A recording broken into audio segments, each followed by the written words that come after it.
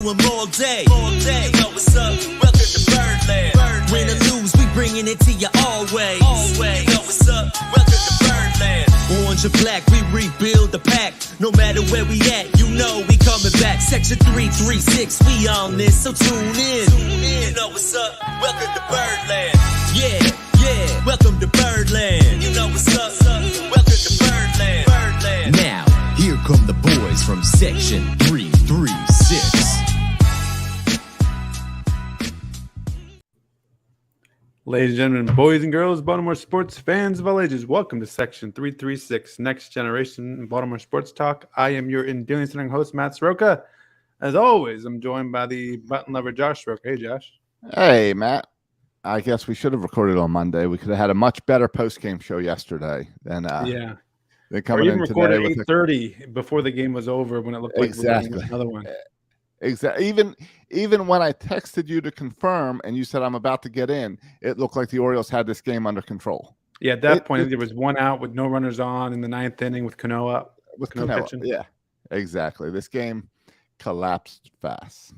Yeah, but I tell you what, and we'll get to other stuff. We're not going to just, dissect this loss. No. But there is, I cannot recall a loss in recent memory that I could care less about. I could care less about this loss. I don't care. I go on Twitter and everyone's angry, and I'm like, we're going to lose games. We can't be perfect. Yeah. And this loss doesn't really affect me. Yeah, here's a few reasons why I like this loss. One, yesterday's game, we had no business winning, so it felt like we're playing with house money anyway. Right. Two, in a normal scenario, we beat the Phillies because Bautista's pitching. Bautista's not pitching because we went all in and we played the Tampa series like it was a freaking World Series, as we should have. And we needed Bautista in the Tampa Bay series. And come playoffs, come tomorrow to take the series with Philadelphia. Bautista will be in there. Yeah, I kind of hope Bautista doesn't pitch tomorrow either. Certainly won't be resting tomorrow. But if he doesn't pitch tomorrow, that means he's full go for game one of the Yankee series. Kick the Yankees back. But where we basically end the Yankees season. Yeah, and then there's also some other great takeaways from this loss. Fuji pitched really well for 2 innings. Elias might have stole one here. One. Watch what everyone else trades for relievers at the deadline, and watch Elias laugh at what he gave up for Fuji. Yeah. Yeah, we did a bonus episode last week as soon as they made the move for Fuji, or the next day, and we were both positive about it, and I think people got nervous on that first pitch home run in Tampa that Fuji gave up. And a little wild this last start, a little bit wild. Yeah. Today he looked settled in. Today he looked really great, and for what you gave up for him, a huge win if he can continue this. Yeah, and I think this loss also highlights that maybe we're not done in the trade market via a bullpen addition. Yeah. Because yesterday you were forced to go with Baker and he almost blew it. Today you're forced to go to Fuji and Cano, and thankfully our starters have been great, so you haven't had to expose the middle of the bullpen very much. But I think this highlights the need for it. One more really solid bullpen arm. And maybe this loss kind of emphasizes that need. I think one of my takeaways, Josh, I'm excited to talk to you about the Tampa Bay series. And kind of there's way better things to talk about on this week than tonight's loss.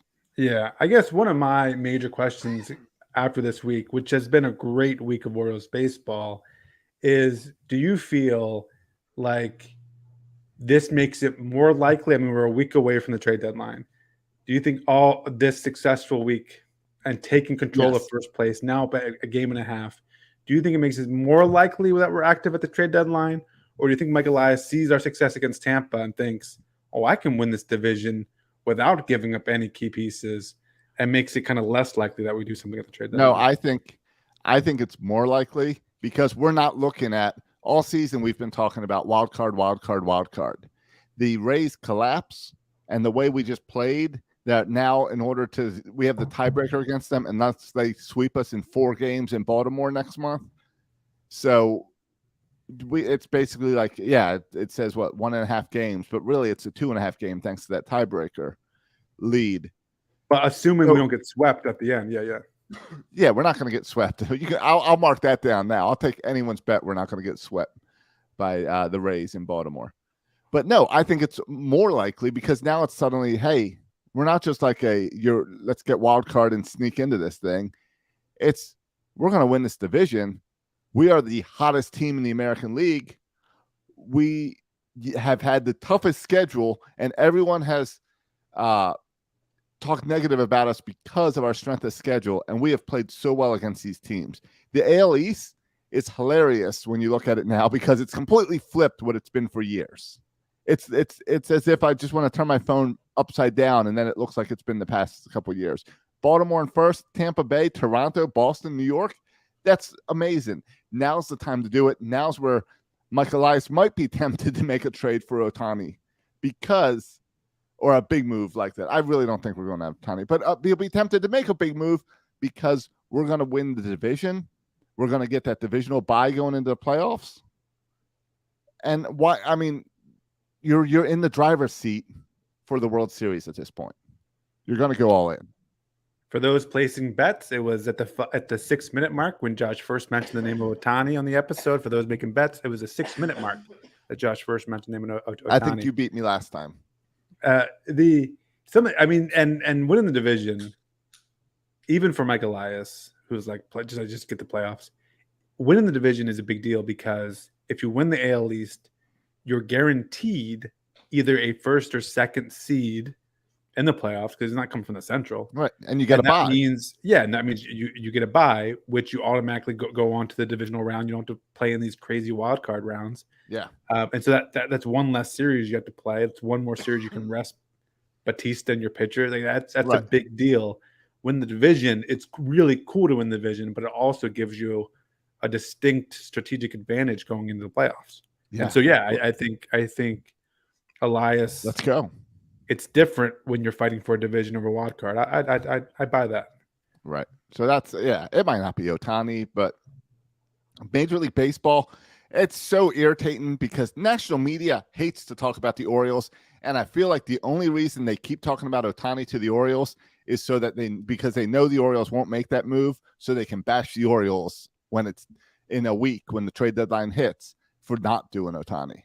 I feel like it's a complete setup to be like, we need that. We want to hate on it. So let's set up the Orioles to fail, where not getting Ohtani is not a failure. Right. No, I agree. And I mean, I think the obvious reason why people make the connections is we have the number one farm system in baseball. Right. And frankly, we could trade for Ohtani and still, I don't know if we'd be number one, but we still have a top farm system in baseball, even after trading for Ohtani. So whatever that takes.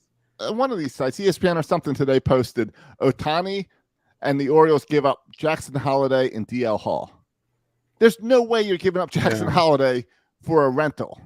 Yeah, strategically, it doesn't make sense. No, for what we're trying to build and for where we come from, we would not throw away what is a chance of a decade of winning baseball for one season. It's exactly. Now there might be a balance there where you can. Yeah, there might be a balance where you can package a deal of a Norby and a Stauer, and you just throw enough kind of mid-level prospects. Stowers, Ortiz, DL Hall, some places where you have Urias, yeah. I mean Ortiz, yeah, Ortiz. Yeah, you throw all them in, and I can understand that because that's one thing the Angels want is they don't want long-term prospects. They want guys who are ready for the majors next year. Yeah, and that's what we have a plethora of AAA guys who are ready. I mean, we get a bunch. If you're looking for a AAA guy who's ready to go, we got 4 just sitting in Norfolk waiting for the call. Yeah, if you want to believe that the Orioles can make the move for the Ohtani or any of these big-name pitchers available, the way you make that argument is the Orioles farm system is so good that we have B and C talent in AAA that would immediately be A talent in all these other farm systems. Like Ortiz can be a major league shortstop on 26 of the 30 teams. Yeah, I think that's probably true. I think it'd be a start shortstop on a bunch of teams. And I think Norby could play second for a bunch of teams now. I think Stowers could play the outfield for a bunch of teams right now. and that's leaving off, of course, the two best prospects in Norfolk because I don't want them going anywhere. But I think Kjerstad could play anywhere right now in the majors. And Kobe Mayo had another huge game today. That guy's going to be a stud. Yeah. Were you surprised this afternoon that it was McKenna back to the Orioles to fill in for Hicks and not Kjerstad or not Mayo, one of these guys who we feel like is ready? No, McKenna was the most predictable move of all time. And the reason is pretty simple. First of all, I don't see them calling him Kjerstad before September, if they call him up at all. And the thing about it is, if you watch Kjerstad, I don't watch Kjerstad, but I watch the box scores. And you know where he's been playing a lot of lately? First base. First base. Oh, okay. All right. Out. And now Hicks out. You need someone who can play center field. Yeah, you need speed. In my opinion, Colton Cowser has not looked great at center field either. And you saw him get pulled at the end of tonight's game in the ninth inning, and they brought in McKenna. Right. That kind of tells you how Hyde feels as well about Cowser being a center field. So he's there for defensive purposes only. I would be surprised if McKenna ever starts a game. I imagine he's there just for a defensive replacement, or if you need a center fielder for some reason. I think it's also because he's temporary. When Mullins comes back or Hicks comes back, you're sending him down. Right. If you brought up Kjerstad or Mayo, those are guys you're sending down. Once they're up, they're up. And so it's got to be a season injury or someone lost their spot to bring those guys up. No, I completely agree.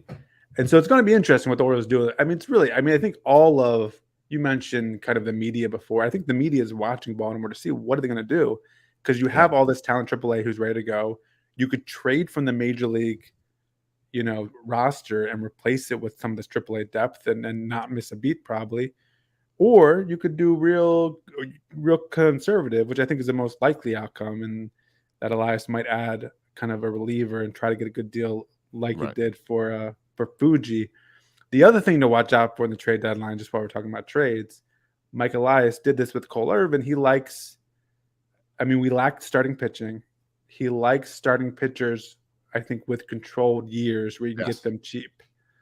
So I wonder if, because we talked a lot about the guys who are on their, Jordan Montgomery and Marcus Stroman and other guys on their final year of their deals. You wonder if maybe there's a guy out there on a middling team who's, still has 3 or 4 years of control, if Mike Elias might pony up for that. But again, the argument against that is, where does he pitch? Because Dean Kramer is coming off an excellent game. He's pitched really well lately. He's not. Kyle Gibson pitched really well tonight. He's a gamer. I don't know if you want to pull him in the starting rotation. So if it's not Dean Kramer and if it's not Kyle Gibson, then all of a sudden it's not Kyle Bradish. Absolutely not Kyle Bradish.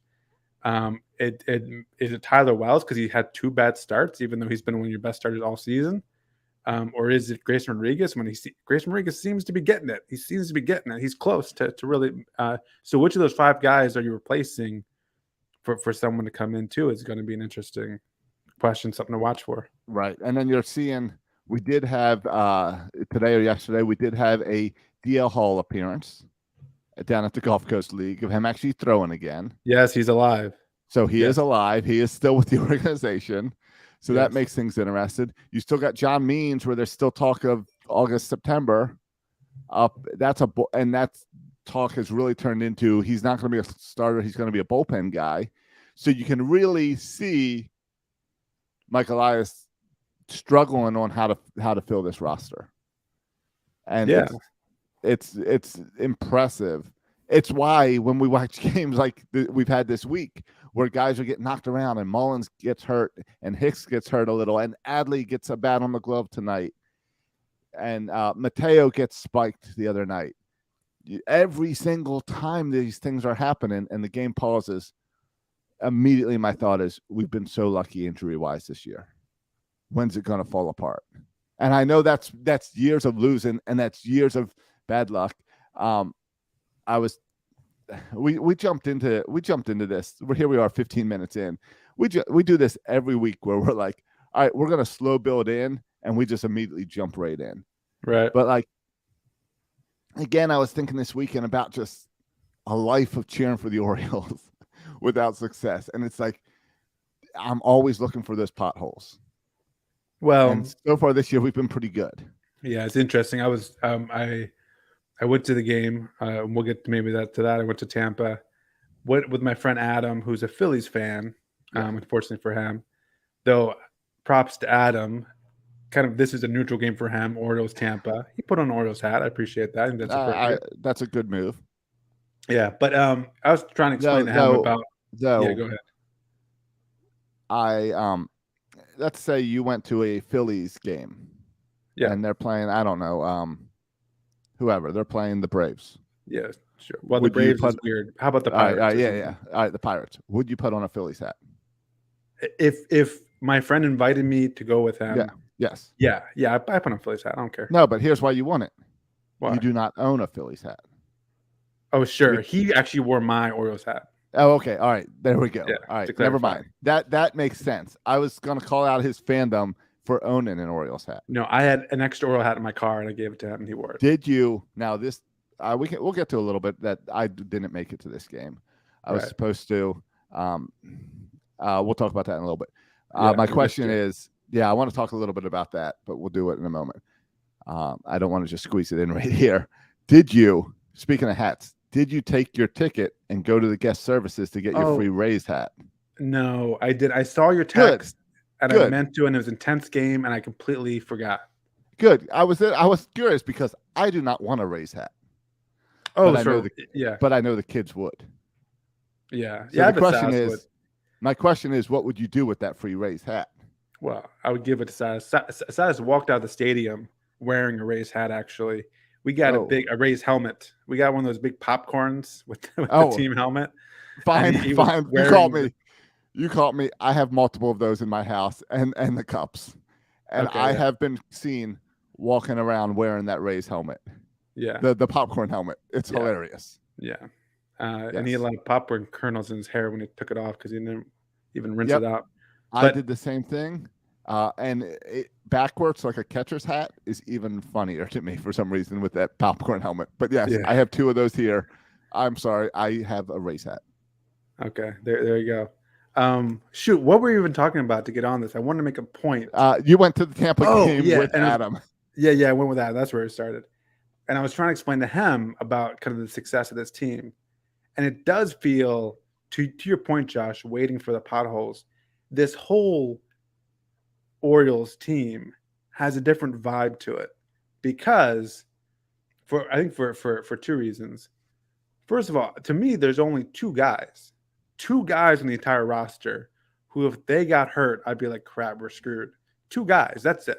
Anyone else gets hurt, we'll withstand it because we have so much depth. Yes. It's silly.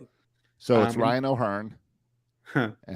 No, we got another Ryan. If Ryan O'Hearn gets hurt, he's replaced by the other Ryan, and we don't miss a beat.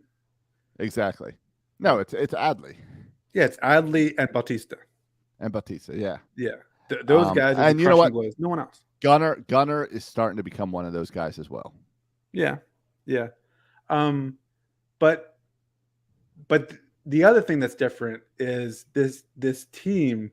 You just watch what's going on at Norfolk and the lower levels, and it's so clear that there's going to be. This is not like a hurry up because Machado is going to be traded tomorrow. Hurry up because we're not going to pay these players. Hurry up. We only have a 1 year or 2 year window to win. Man, this window, it doesn't seem like it's going to close at any point. If you go and look at what we have in the minors coming in a year and 2 years and 3 years. And so even if something crazy happens this year and we don't win the World Series, it would be shocking for me if we don't win the World Series at this point. But even if disaster happens and we don't, it's shocking. Josh, I got my 2023 World Series shirt on. I've been wearing it for 3 years now, four years now. But even if we don't, go far in the playoffs, next year, there's every reason to believe we're going to be right back here. And the year after that, and the year after that, and the year after that. Yeah. So and I haven't felt like that ever. And so this is that the window is not just 1 or 2 years, right? That we hurry up and do something. Right. And so that gives me less stress about the trade deadline. That gives me less stress about injuries. And it makes me just feel good about this whole organization. And that's what I talked to Adam about, and that's how we got here to this conversation. No, it is. It is. It's nice. I mean, it's exciting that this team is just stacked, and like to see the first power rankings come out after the All-Star break, and the Braves are number 1 and the Orioles are number 2 is exciting. And nobody predicted that except for us. Josh, they mentioned on for a long time. They mentioned on the broadcast, like Ben McDonald and Brett Hollander were talking about what a big series against the Yankees coming up. And I'm like, oh, the Yankees are 8.5 out. It is a huge series for the Yankees to try to get back in it. Right. And maybe it's fun for us to see if we can turn the Yankees into sellers by kicking their butt. But like huge series, if they sweep us, they're still 5 games out. Right. What are we even talking about? Now it's the Yankees, so it's always fun. But this isn't like the Rays Orioles series that we just saw last week. No. Last week was a huge series, and it was a statement series for the Orioles. They took 3 out of 4 from Tampa. That's a huge statement.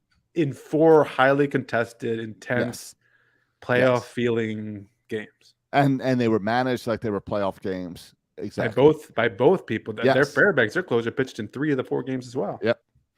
So no, that was intense baseball. This weekend with the Yankees, it's important for the Yankees. It's fun for the Orioles. For the Orioles, we've got a few things to look at. One, as fan base, to come home in first place on the and to see how this fan base reacts as far as packing the yard this weekend in a series the end of July with Yankees in town that would normally be 70% Yankee fans in the stadium. It's a statement chance for the fans to show that we're back. But I mean, this is a weekend classic. I don't know why they always schedule weekends series for the Yankees, because that's what why it's money. Ticket sales. It's money, so the Yankee fans will come down. They come for the whole weekend. They book the hotels, eat at our restaurants. We have a chance. Chant in our stadium. We have a chance to this weekend at the very end of July to end the Yankees season. The Yankees have done that to us so many times, and we have the opportunity to do that. So that's fun for the Orioles. Packing the yard is fun for the Orioles. None of this is crucial for the Orioles. It's all a fun way to cap off July, which you and I have been saying back in June, July would be tough. 2 weeks ago, we went through the teams that we were facing, and we said these are tough teams. And the Orioles have proven that they can beat tough teams. We're still lined up every time we place these teams. The other teams are favored because it's based on stats before the season started or whatever, however they do it. But the Orioles have proven that it's okay to be underdogs, that they can still win these games. I would like to see the Orioles score a few more runs. I'm getting a little stressed of tie games and being on the edge of my seat in the 9th. I'd like this to relax for a couple days. So maybe we can do that. That would be good for fan base if we could really just spank the Yanks. But I was trying to look back at the Orioles wins to see the last time, save situations, 3 runs, the last time they won where they had more than 3 runs in the 9th. And you got to go back before the All-Star break to July 9th for the last time they won more than 3 runs. After the All-Star break, they beat Miami by 3 runs, then by 1 run, then by 1 run. Then they beat the Dodgers by 3 runs, then Tampa Bay by 1 run, then 1 run, then 2 runs. Then, of course, yesterday beat the Phillies by 1 run. So it's like you love this bullpen and you love what they've done, but you also like you get a little nervous when every single game is a 1 or 2 score game. What are we doing here? And we know that this offense can put up more than 3 runs. Right. And that's the point, that the games are so close, mostly because we need the offense to put up 3 runs. Our starting pitch has been great. Our bullpen has been holding it down. But the offense, you look at a lot of these games, we're scoring, 3 and 4 and 5 runs. Right. How about a laugher in there? Can we drop double digits every now and then? Right. And I'd like, it'd be nice to do it tomorrow, but then we get Thursday off. So if you want to do that against the Yankees, that's always fun. Yankees at home. Let's get the bird bath splashing and score all the runs then. I'm cool with that as well. Yeah, agreed. Hey, why is tomorrow's game at 6:00? Like all these games were 6:40, and then tomorrow is 6:05. Like, is it really that getaway game? I don't right? know. So you give the Orioles 30 minutes? Oh, we'll start at 30 minutes earlier. I don't get it. Yeah, sometimes you have those afternoon Wednesday games for getaway games, but yeah, Right, like a 3:00 makes sense. I'm okay with. I just was confused by the 35-minute time change. Yeah, especially because I was just looking at the schedule. They both have off days on Thursday, right? So it's not like they need to hurry up and get somewhere else. Yeah, it's just it's just one of the strange scheduling things that happens every now and then. Yeah. So, but so I was saying that I didn't make it to Tampa this weekend. I had tickets for Friday and for Saturday. Thankfully, I was able to sell them all. My father-in-law passed away on Friday, as you know, Matt, and we've talked a few times. And so I had to go up to this small town in Georgia to deal with that. I'm very unexpectedly, right? Completely unexpectedly. Yeah. And when I got up there, he didn't have any plans made.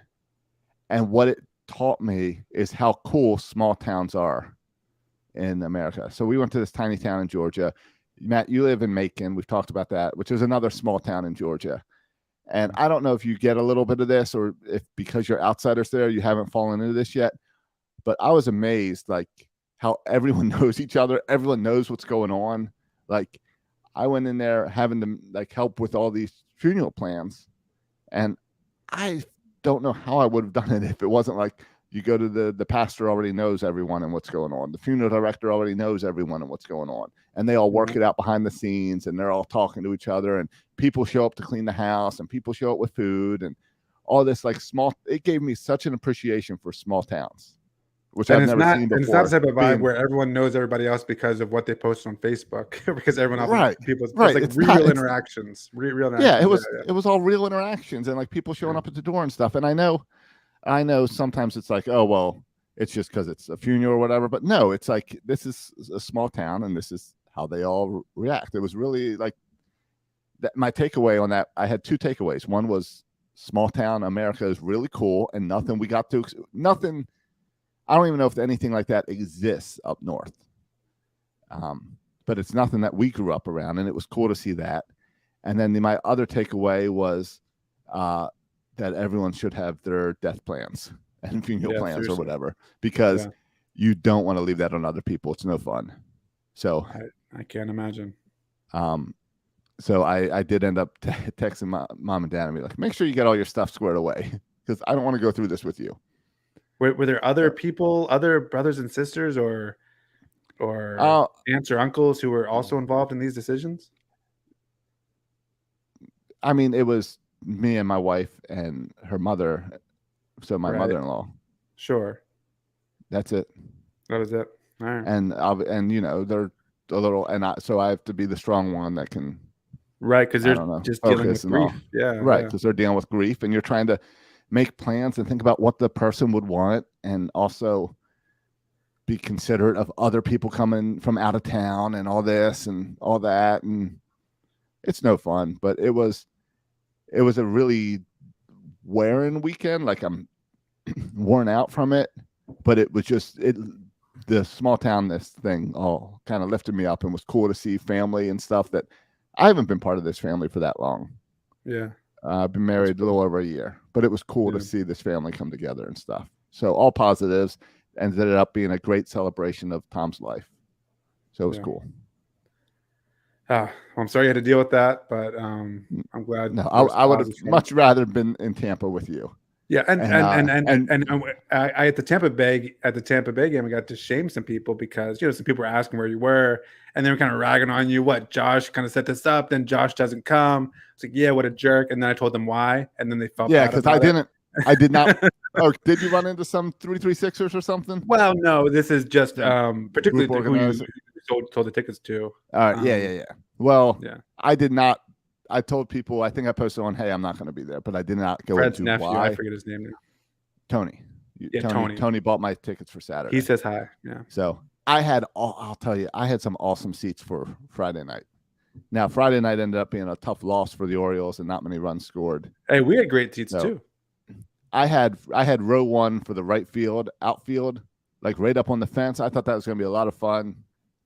And then, Oh yeah, I remember on Friday I was watching a home run. I forget who hit it. A home run went right in the first row in right field too. Yeah, It I made know. me think of you. Yeah, exactly. Yeah. That's where my seats were going to be. So that was unfortunate. But hey, I would have much rather been in Tampa shooting Masson promos with you. We were out there. We were if you go right by the team store, they have like a little field on the concrete on the floor there, like a first base, like an infield. And so Nothing like Philly. Did you see the one in Philadelphia today? Oh yeah. Well, I remember talking to Bert about it. I didn't see it here, but I remember talking to Bert about it. They have the whole like legit field out there. But this is just, indoor stadium on the floor, a first base, third base, second base, home plate, whatever. And so there was an older couple out there playing with the kid, and Stas wanted to play, so he got up, and I say older lady, I don't know how old she is. This lady was offering to throw pitches, make believe pitches to Silas. He was hitting them, and running around. And then a guy with a camera from Masson came and said, "Hey, can we shoot you? And then can we do a promo with this?" And I was like, "Yeah, absolutely, let's do it." And then the camera guy says, "Hey, to the pitcher, who's this nice older lady, can you get out of the way?" Because she had a Tampa Bay Rays hat. He wanted all Orioles. And she didn't take kindly to that, but she got out of the way. Right. Had a couple comments with the cameraman. It's all right. And so I went out to the pitcher and pitcher's mound, and we shot it. And then I'm glad, I just threw him an imaginary pitch, and he ran around the bases. And I picked him up. Was it? I think Kevin Brown did the play-by-play, him running around the bases. Oh, did he really? Yeah. Like, all right. Oh, I didn't know that. Hold on. Finish your story, and then I want to talk about this. I didn't know it was mentioned at all by the podcast. Yeah. Go on. That's cool. But and then afterwards, this makes me laugh. So afterwards, like we were supposed to say like "Go O's" or whatever. Oh, I've been there. And so he like zooms in on Silas, and like he's mouthing like "Go O's," and I'm saying like Silas, and so Silas, he's so quiet. He just gets this awkward stare and just stares right at the camera. This must have gone on for like 4 or 5 seconds, and I jump in there with the "Go O's," and then he just kind of stares the whole time. And thankfully they cut that out, because that was the most awkward 10 seconds of television ever. But bless your heart, cameraman, for cutting that last 10 seconds out. So so that was my experience. Yeah, so I've been in Tampa where the cameraman has came up to me and said, "All right, give me a good let's go O's." Yeah, and I hate that. I was at a work conference about a month ago, and we've been so crazy on Orioles, we haven't talked about any work stuff or any life stuff. I mean, and they were doing a promo for this conference video, and it wasn't "Let's Go." Maybe it was "Let's Roll." It might have been "Let's Roll." It was something like that, where they wanted video of everyone yelling "Let's roll" into the camera. Yeah. And so it came to my turn, and I just did it. And I was like, I told Kelly, I said, my goal was to do it good enough that they wouldn't tell me to redo it, but bad enough that it wouldn't make it into the video. And I succeeded. They didn't tell me to do it a second time, and I was not in the video. So I was happy about that. Yeah. It's those moments like that where like forced excitement. Burt Rohde would do a lot better at this than I would. Right. No, it's not all those situations. I always think of Burt because he's so good at that kind of stuff. Yeah. Yeah. But yeah. So, all right. So to tell me, I have to find some tape of this or something. So how can I access this? All right. So I tried to go in and find the tape, and I know when it happened. So I went to the replay on the MLB app, and unfortunately, they start the inning right as you're picking Silas up. So it missed it. Oh, okay. Yeah, right at the end on the replay. Yeah, they shorten these commercials. No, as they're coming back, Kevin Brown's giving it around the circles, and Ben McDonald says, "Touch them all, big man." Oh, I gotta find that video. That's great. I need someone to send the video. I looked for it. The only video I have is our sister sent a video. Right. And she is talking through the entire thing. Yeah, I didn't hear anything from the announcers. Yeah. And it's like far away. I turned the volume up really loud and focused in order to hear. So we I texted you that was coming. Yeah, but I was not available at the time. Okay. So Yeah, I didn't that's see it. going on. Or no, I think you Fair enough. texted me. I just shot the most awkward Mass in promo, and I got that. But then my weekend was a blur, and that was And my promo, Saturday. it was so awkward. I didn't know if they were going to show it just because the M was so awkward. But right, they just right. Because I know when I said "Let's go O's" at Masson, they didn't use it, thankfully. Right. So, but awesome showing by Oriole fans in Tampa this Oh weekend as well. my. Oh And my. we're It seeing was that in great. Philly as well. Yeah, O's fans travel. That's really cool. Yeah. In Philly, yeah, I don't know where there's lot- more O's fans in Phillies or in Yeah, Philadelphia now, or A lot of 'cause that's Oriole a pretty fans, easy road trip. right? A lot of Oriole fans are in Florida. Right. So like you were sitting with a group of people from Tampa and the surrounding areas. But yeah, Oriole fans Yeah, are traveling, Our whole and it section goes was O's fans, yeah. where we were yes, sitting. which is cool. Which Except goes right back behind to me, unfortunately. which goes back to what we've always said on this podcast: winning brings the fans back. Yeah. All those excuses of like late nights, school, crime, money, food, all this stuff doesn't matter if you win baseball games. Yeah. And a couple of things about the stadium. I went there. Yeah, I was going to maybe- ask you, was this your first time in Tampa? No, I was there maybe a long time ago, maybe 10 years ago. All Last right. time I went to Disney World, which must have been about 10 Okay. years ago. That might have been before they made the changes where they got rid of a bunch of seats and stuff. Well, yeah, and I sat in the upper section, and now the upper section was closed off. Like Yes. no one was sitting there. Yeah, the upper section shut down. Um, They'll open up the outfield upper deck once in a while. and I remember last time I went, it was like senior night or something. So, but it felt like senior night again. There was just a lot of older Tampa Bay fans. Right. But no, I was expecting. I kind of told Silas, this is not one of the nicer MLB stadiums. But I actually kind of liked it. I liked the indoor vibes. Certainly, it made it help that the Orioles played well and that I was surrounded by a bunch of Oriole fans, so it was like good atmosphere. It's a crappy stadium, but to be in the air conditioning in Florida is nice.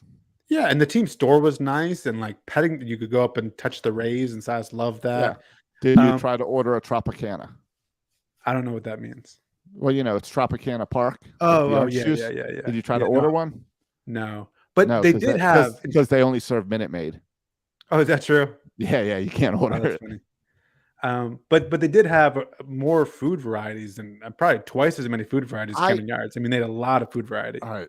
That's my biggest gripe with Camden Yards is the food variety. Every stadium I go to has more and better food than Camden Yards. Yeah. But I mean, all that food variety, and I got popcorn, so whatever. The one thing that did, Josh, I want to get your thoughts on this. Yeah.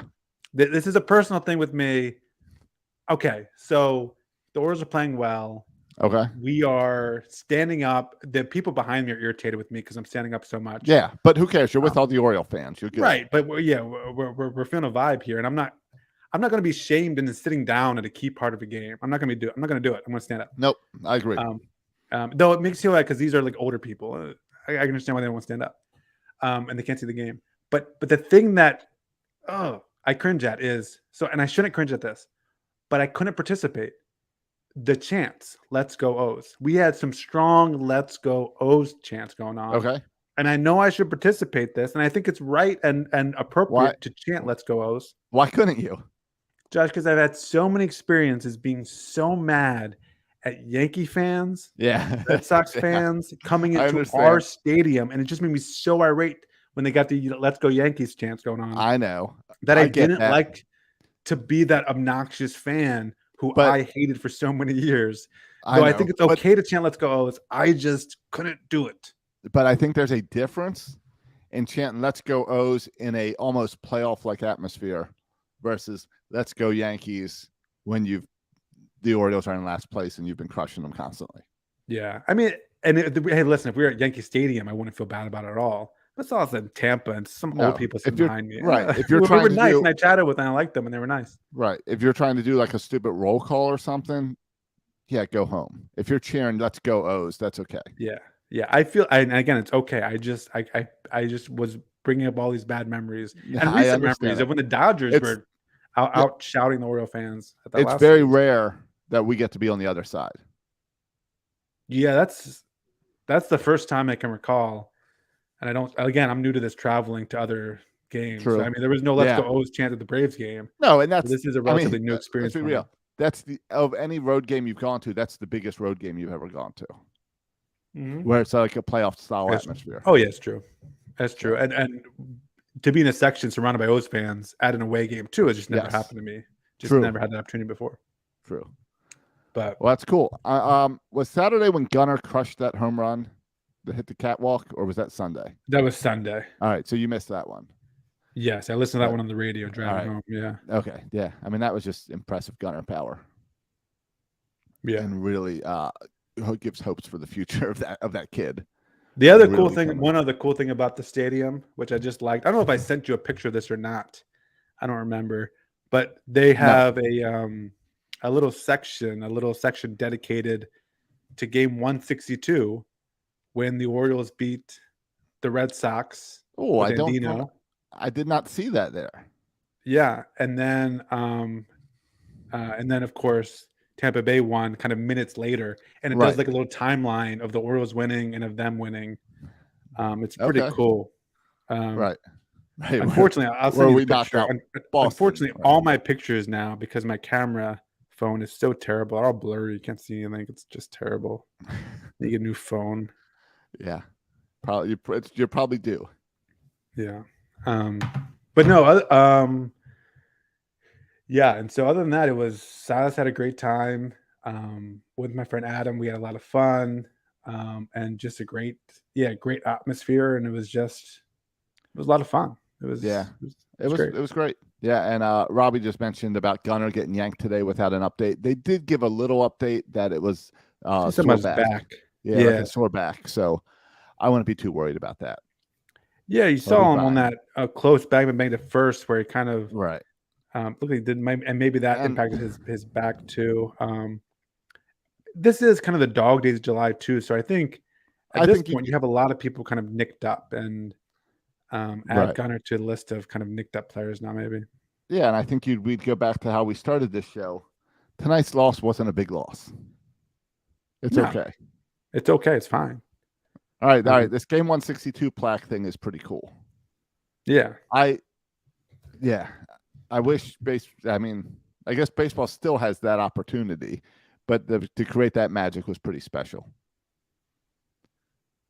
Yeah. Yeah. And listen, we remember it, and I think there was it's weird going to like a Hall of Fame of the Rays because they don't have a Right. large history. So they got like Carl Crawford, and they got And Wade Boggs, even though Wade Boggs I think is not remembered most as a Tampa Bay Ray.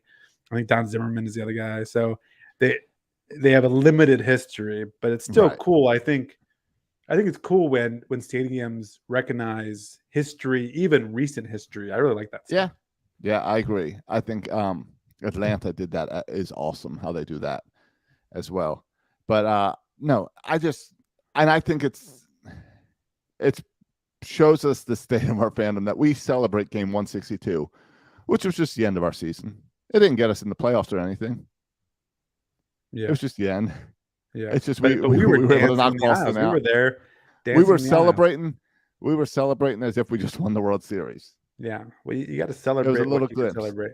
Exactly. Celebrating the spoiler. But we're not the spoiler anymore. No. Well, we could spoil the Yankees' chances, maybe. Do a little bit of that. Yeah. So we got a week late with the trade deadline, but I don't even feel like we talked about at the top, the Orioles will do something, but who knows? We can argue both sides. Yeah, I think they'll be conservative. I think maybe add a bullpen arm.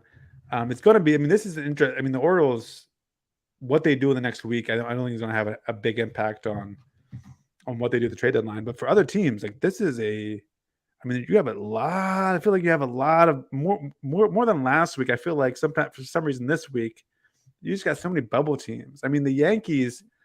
I mean, I guess the Yankees, so they will always be buyers, but they're sitting right now. There's 8.5 no reason out for of the them to buy. division. Yeah, they're not buying. I think they will, but I mean, if we can sweep them, or if we can even take a couple games from them, it's going to make the decision even harder for them. I mean, Boston, Toronto, Tampa. I expect all of them to be buyers. Right. I expect our whole division to be buyers. Well, and all this Ohtani talk, but the Angels have won 2 straight. They've got a week schedule this week. That seems like way too much week to make sense, but their schedule's weak right now, and they're only 4 games out of the wild card. So why would they suddenly be sellers? Yeah, they've won 7 of the last 10. Yeah, I don't see them. I don't see them selling. I don't see Ohtani being sold. I said that No, before. I don't see Ohtani being sold either. Or traded. No, everybody. I think all these national reporters want Ohtani traded because it's a big story, but I don't think he goes anywhere. They're too close. They're hanging in there. Yeah, I don't think so either. And the other bubble team is Seattle. I think Seattle will be buyers, but it'd be interesting to see what they do. I don't know. We go there in like 2 weeks. Yeah. So we go after the trade deadline. So it'll be interesting if they're buyers or sellers, because we're going in and dealing with either a team that's pushing and fighting or a team that's giving up. Yeah. And then the other teams that kind of curious to watch what they did last week is the Mets and the Yankees are playing right now. And the Mets are in kind of must-win mode before they blow it up. And maybe it won't matter. Maybe they'll still trade because they're sitting 18 and a half games behind Braves, which is wild. Yeah. No, that's a series to see who's the bigger embarrassment in New York. Yeah, who the bigger disappointment is. Because they're both not where they're supposed to be. Yeah. Yeah, so it's interesting to watch. I think everyone, like I said, in the AL East will be buyers. But you kind of root for these teams to lose because the more sellers there are, the less buyers, and maybe the cost for some of these trade acquisitions go down if there's less people competing and more people selling and less people buying, kind of the old supply and demand here. Right. I kind of root for people to sell as opposed to buy. So I'm kind of rooting for all these bubble teams to lose games this past week to convince them to sell off. Yeah. By the way, Joey Ortiz went 4 for 4 tonight. He's currently batting .348 in AAA. Yeah, like he's too good for AAA. I know, like he needs to be up here, but I don't know how you get him on this team if you insist on Mateo being here. Yeah, it's true. I mean, just look at the box score any night, and you'll see Norby with a couple hits. You'll see Kjerstad with a couple hits. You'll see Mayo with a couple hits. You'll see Stowers with a couple hits.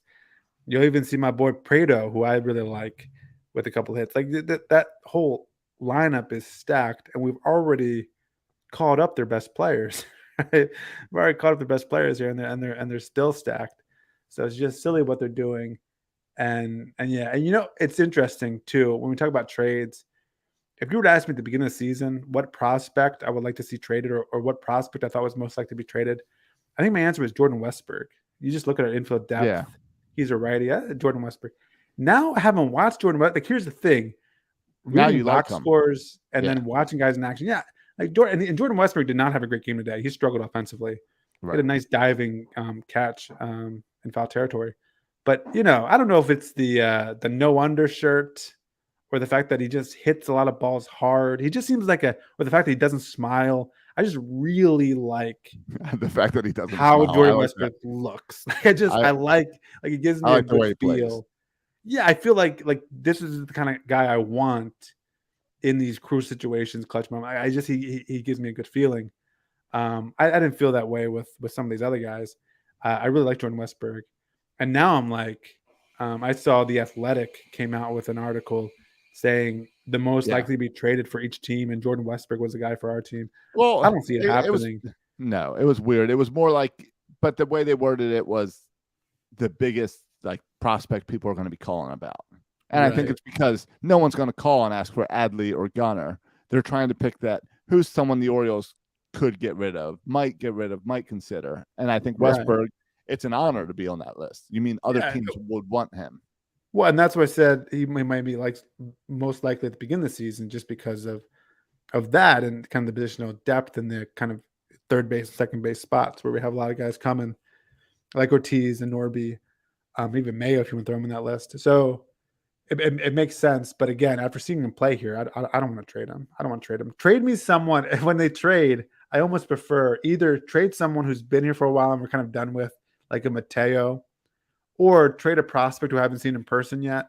So I feel less bad about it. And I've seen Kjerstad and Mayo in person, by the way, and I'm in love with both those players. So trade me a guy who I haven't really seen in person, like a Norby, because I'm sure I'll fall in love with Norby if I get to see him play every day. But I haven't seen him play every day now, so I feel like you can deal him now. I haven't seen him play every day. Do you think Gunnar Henderson's lower back discomfort and Mateo coming in and making an error to lose the game, do you think that makes room for Ortiz? Was that last play marked as an error on Mateo? Well, it wasn't an error, but it was a play that he should have gotten out. Okay. Do you think that pushes? All right, let's get Mateo, send Mateo back down, and bring up Ortiz. Are we at the point that we're okay with DFA and Mateo? Yeah, I think that means someone's going to pick him up. If you DFA him, someone's grabbing him. Yeah. What do we lose if we trade Mateo? Yeah, if we replace Ortiz with Mateo.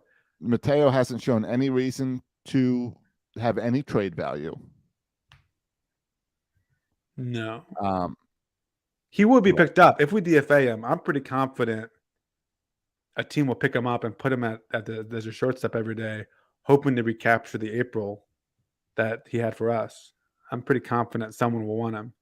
I don't know if someone's willing to give up anything more than maybe cash considerations. No, it's going to be like a cash considerations kind of guy. Correct. But but what you lose is the speed. You also lose. I think Ortiz is good enough defensively that you don't really lose anything defensively. Why was he on first base with one out and not stealing second tonight? Yeah, I don't know. Maybe he's banged up from that getting spiked the other night. Right. Which then, if he cannot steal second place in that position, what's he doing on this team? Well, maybe with a day of rust, he can steal that second base. Okay. Yeah, I don't know. It's all right. We can't win them all. It's not a loss that really hurts. Yeah, but the other thing you lose, I think, with Mateo, and the only reason you might not want to do that is you lose kind of the ceiling of Mateo, the potential that if you can just unlock the April Mateo, you could have something kind of amazing and special and spectacular, or something you can trade for a really nice return. But I think now, since we're only using him once or twice a week, right, he's not going to have the opportunity to recapture that because he's not going to play enough. Nope. And so, I mean, the only thing I can think of, Josh, is that Ortiz is playing so well at AAA, you don't want to mess that up, because if another team wants to trade for him, you want him playing his best. And maybe if you could call him up, he won't play every day and maybe he'll struggle a little bit. So let him just rake in Norfolk and then field the trade calls. And if you don't trade him because the right deal is not there, then you make the move and call him up. I think the Orioles could make some moves after the trade deadline, like setting down a Mateo, maybe some moves in the bullpen, even if they don't make moves at the trade deadline, just because, okay, we're done with we're ready to move on and kind of finalize and get set for this playoff push. I think if Gunnar needs a day or two off with this lower back strain, you're bringing Ortiz up right away. And I think you could see Ortiz up tomorrow for that. I don't see it happening unless Gunnar goes to the IL. I don't see it happening.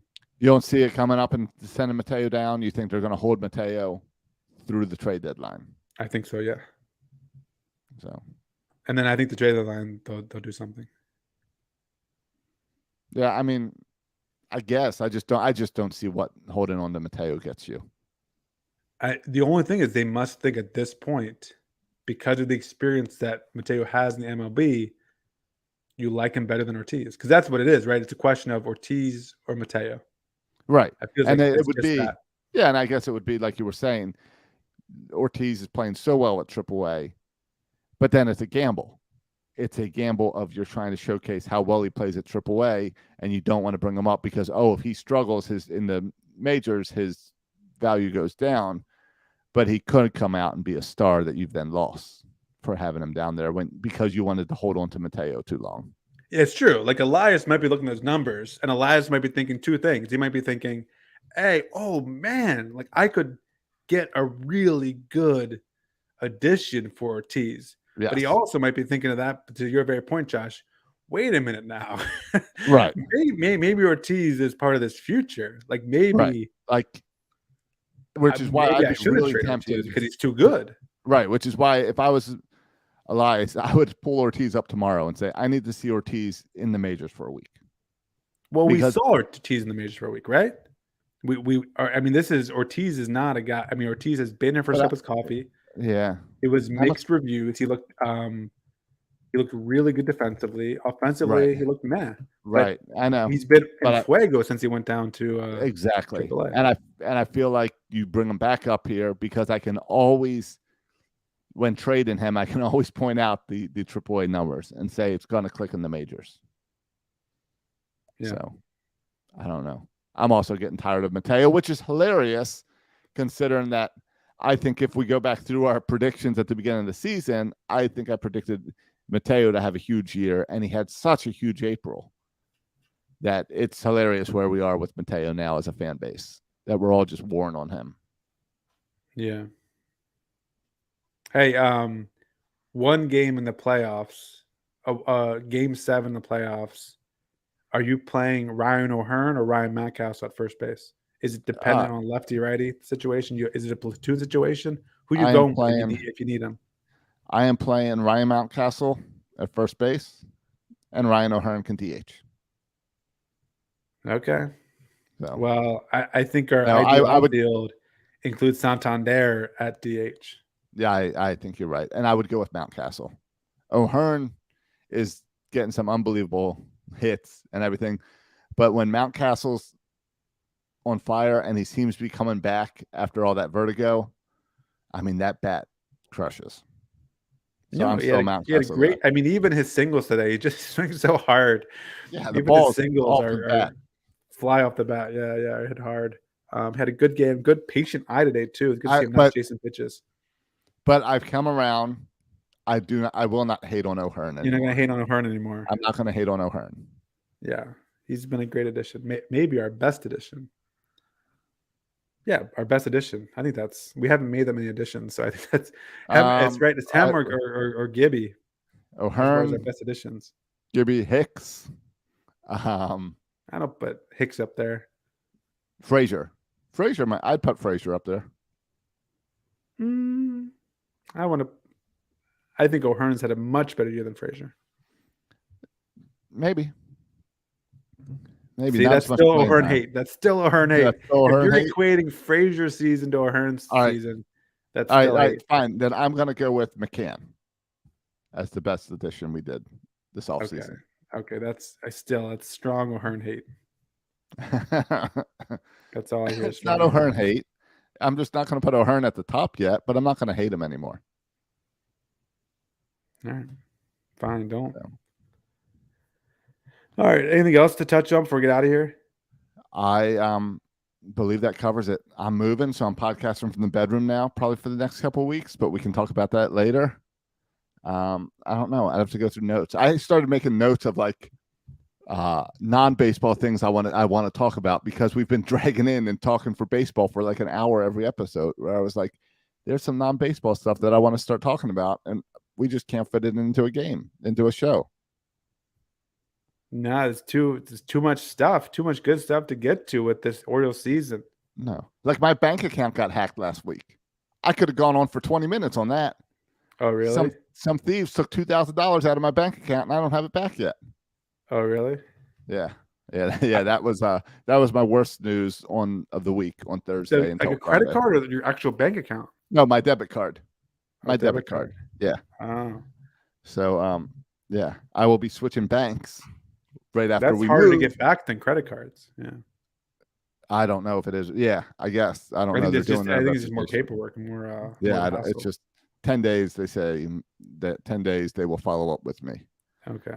So, I just signed up for identity theft protection. I always thought that's a scam. So if you're trying to steal my identity, you should have done it last month because now I'm fully protected. Did you pay for that? No. Okay. Mercer's system got hacked, and all of our identities are put in jeopardy. So they got everybody a year free of identity theft protection. Okay. All right. Yeah, I got maybe we'll have to do an episode sometime where we're like, hey guys, we're gonna talk about baseball next week. We got some stuff to catch up on. Yeah. So I'm moving in 2 weeks, and we haven't talked about it yet, and it's been a little crazy. So 2 weeks is the move. Okay. well, August 11th, so just over Okay. 2 weeks. So Okay. we'll talk about it later and everything. Yeah. But it's so much. It's so special that we get to talk Orioles and be excited talking Orioles every week for an hour. Yeah, there's not especially now with the deadline too, is there's just so much to get to. And No, we then- didn't even talk about Fuji today because we did a well, whole. I special mentioned in the episode beginning. talking I about- mentioned in the beginning how good Fuji Right. looked. Right. But in the Um, past, like the Orioles making a trade for some random guy would be a big part of our show. And now we have to do bonus shows so we can really get into it. So it's an awesome time to be an Orioles fan. Yeah, it'd be and awesome. after It would also be a great time for people to go over and give us a review over on iTunes or join our Discord or any of that stuff. Show support. Yeah, support the show for jump on the bandwagon. We're still accepting all bandwagon jumpers. I haven't checked. We talked. Was it a week ago that we talked about the disrespectful number that Fangraphs had for the Yes. just a week Yes. ago? That was We a week talked ago. about it was like 14% or something Right. for the to win the division and how disrespectful that was. How about now that we're game and a half up? Yeah. Have you looked it up? Where's it at? I've not Fangraph looked it up. playoff odds? I've not looked it up. I can look it up real quick if you want, but Yeah. So right now the Orioles are projected to win I the have it right division now. 31.9%. yeah, up from whatever it was a week ago Yeah. at like 14, which is a huge jump. 17 percentage points in a freaking week is an amazing jump. Right. But We are- still, we're at 31. The Rays are at 50. right. We are at 88% to make the playoffs though. That's really cool. Yeah, what's cooler, that or that the Yankees are only at 32%? Well, here's the problem. It's disrespectful. The fact that the Yankees are at 32% is disrespectful. The fact that the Red Sox are at 27% is disrespectful because the Orioles years ago in this position with those same records in last place would be 0.02%. Yeah. What's also disrespectful, if you look at the World Series odds, where we're 3.6 and Yankees are 2.2. So yeah, to win the World Series. Yeah. And the Blue Jays are 5.4, who are And the Blue behind us. Jays, have a higher percentage chance to win the World Series. That's disrespectful too.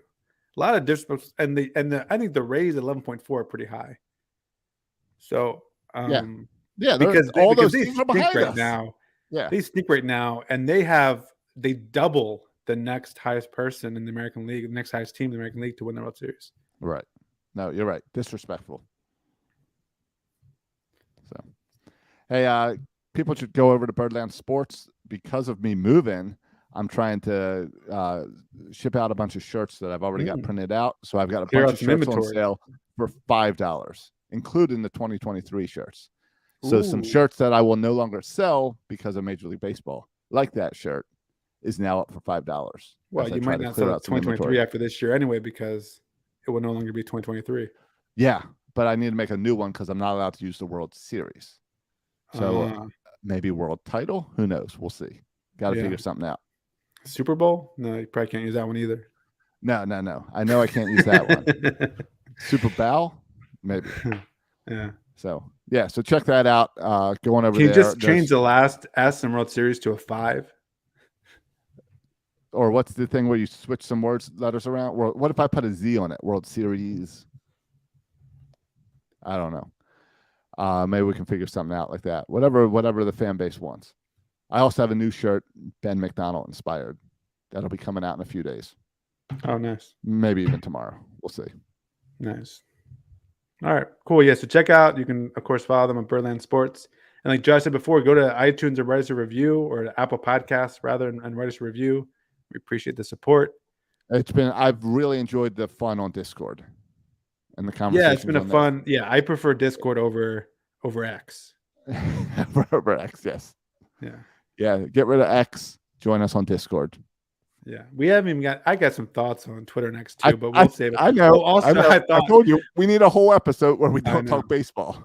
Also, I thought you were going to get into some Jason Aldean stuff when you're talking about the small town. Oh, he's a Macon guy.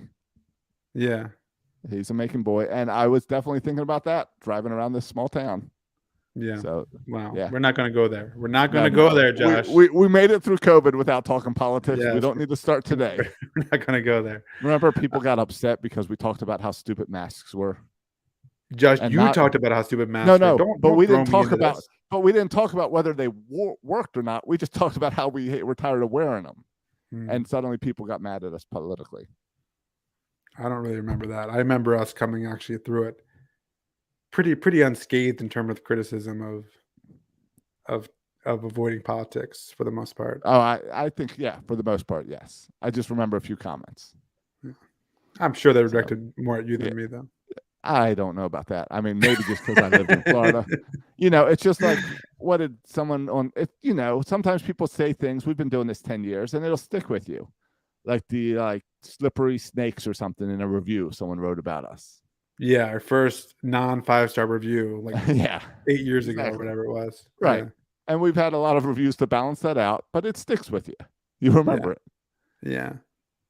If I find that person who wrote slippery snake on there, probably just having some fun, but I don't know. Or he's got his own Orioles podcast, probably.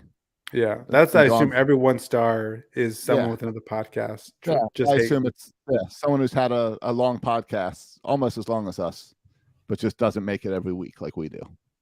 Because surely I've never I don't want to get into this. I just never have left a 1-star review on any podcast. No, I just wouldn't take the time. I don't care Right, that much. that implies that you've listened enough to give it a 1-star. Now maybe a 3 or 4-star if you kind of like it, but there's some issues. Right. But if Or you you 1-star, that means you hate it. And why would you ever listen to more than 10 minutes of it and then do a review about it? I have no idea. I work. But anyway, I'll let it go. I help out other podcasts, and some that are more successful than me. And it's amazing to go on different sites like Reddit and see people who basically just go on here to bash other shows. And I'm like, why do you listen if you hate it so much? Yeah.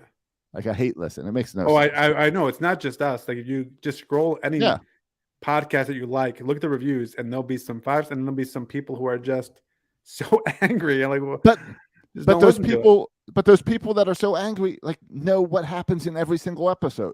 Yeah, Like, they listen to it all, and Yeah. it makes no sense to me. Yeah. No, I talk about things you hate.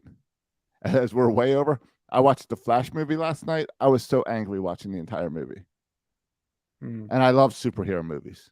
Yeah, I don't like superhero movies, so I won't watch it. No, don't watch it. I watched it and was angry the whole time. I was like yelling at the TV. How is that special effect so bad? This is Yeah, we stupid. haven't even This talked makes movies no and sense. books. No, This is I topics. told you I finished that book. Yeah, So and I've read like 7 books since.